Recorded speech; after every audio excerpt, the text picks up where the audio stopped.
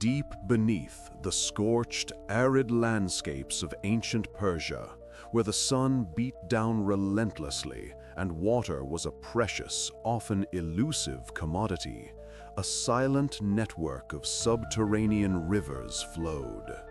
These hidden conduits, a testament to audacious ingenuity, defied the harsh desert sun, sustaining civilizations and allowing an empire to flourish. But how did an ancient empire, thousands of years ago, engineer such an intricate and resilient water system? We journey now into the heart of one of history's most astounding engineering marvels, the Qanats, Persia's secret rivers. This is a story of forgotten genius, a tale whispered from the dust of centuries, unearthing a legacy that shaped empires and continues to inspire awe.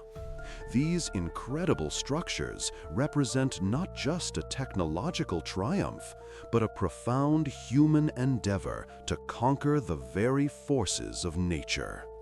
The saga of the Qanats begins, perhaps, as early as the first millennium BCE.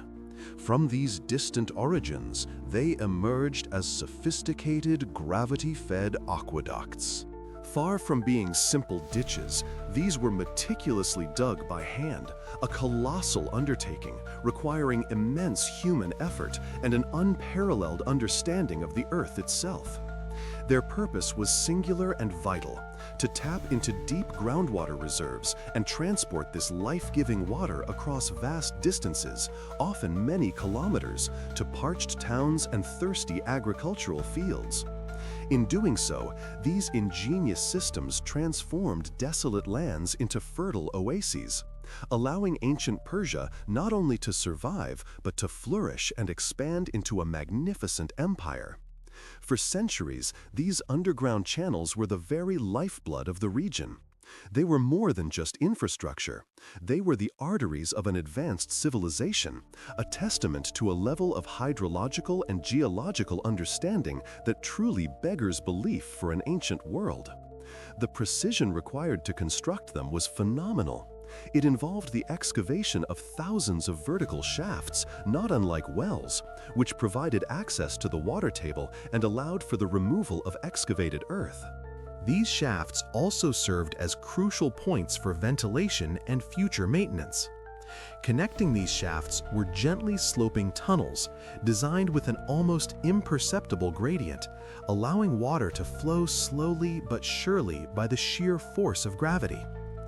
This seemingly simple principle masked an extraordinary complexity in execution, demanding acute observational skills and a deep intuitive grasp of topography.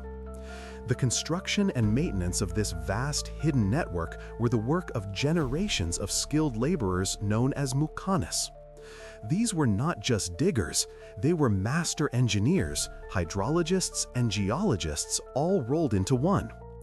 Their profound knowledge, vital for the survival and prosperity of communities, was not written in books, but painstakingly passed down through oral tradition, from father to son, master to apprentice.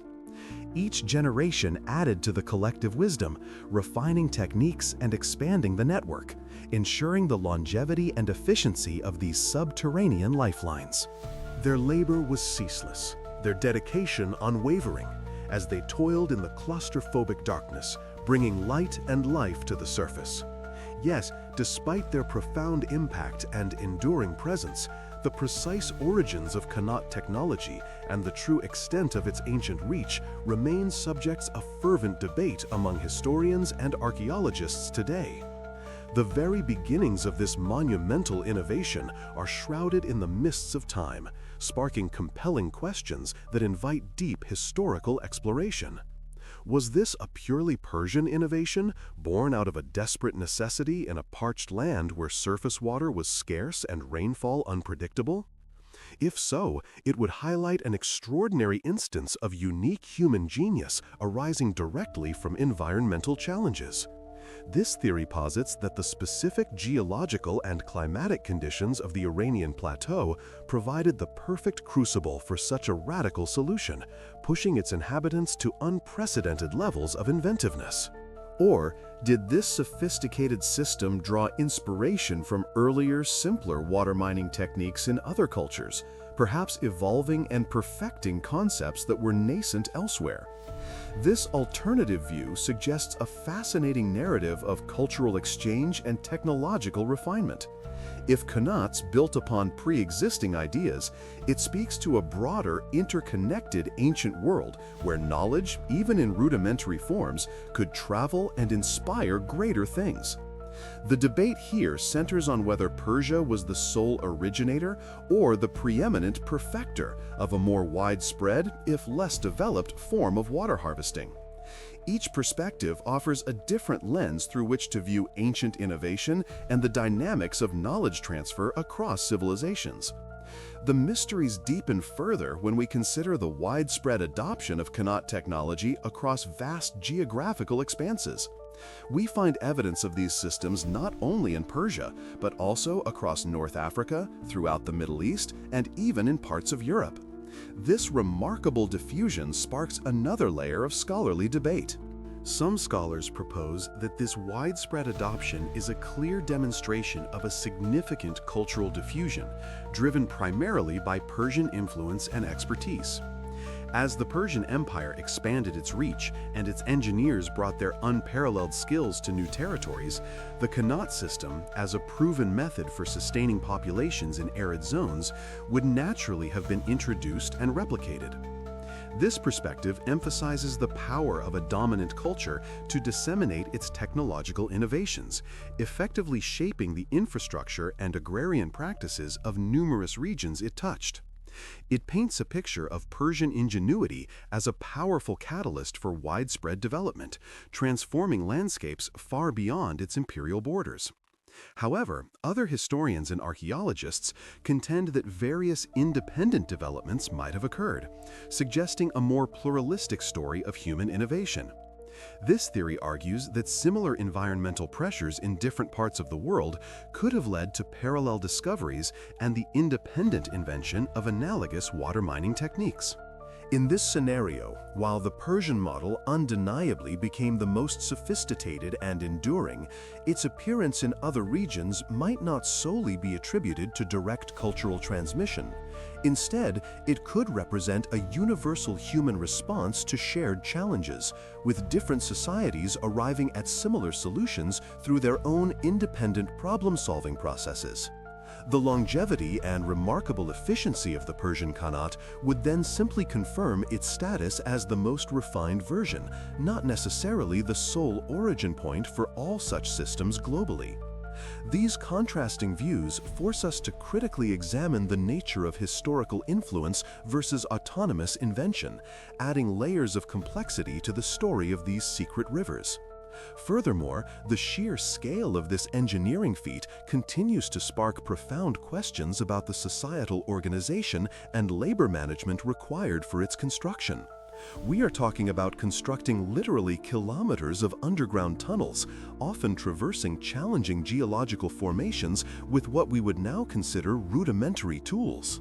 This was not the work of isolated individuals or small, disparate groups.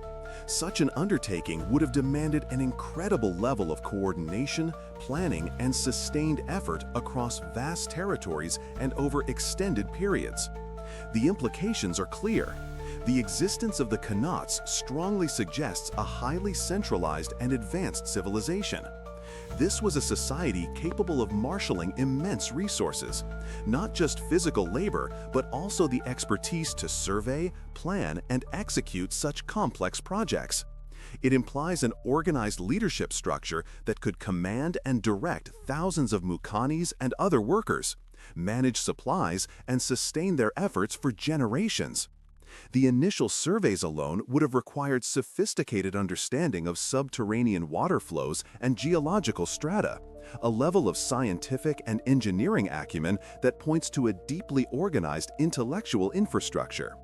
The maintenance, too, demanded ongoing societal commitment, hinting at robust administrative systems designed to ensure the continuous flow of water, which was literally the lifeblood of their existence.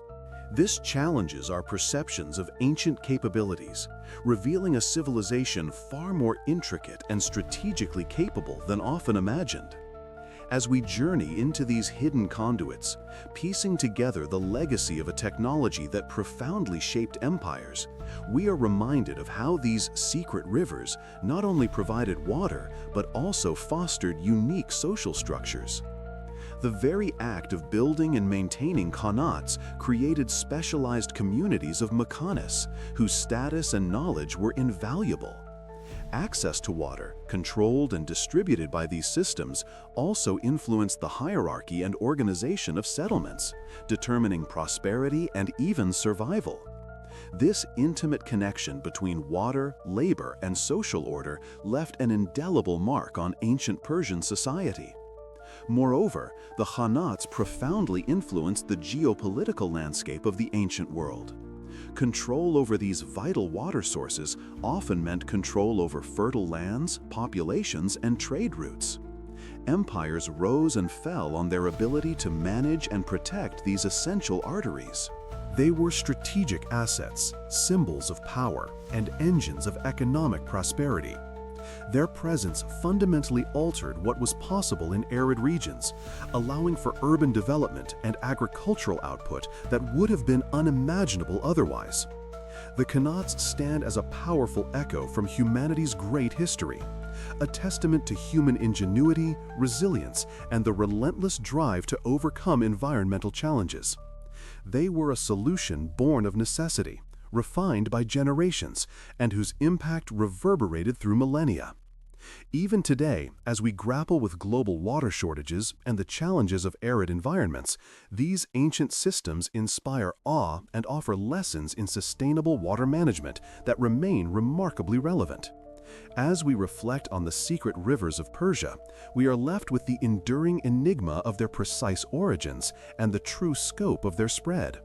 How much more of the past lies hidden beneath the dust of centuries, waiting to be unearthed, revealing further echoes of humanity's profound and often forgotten genius?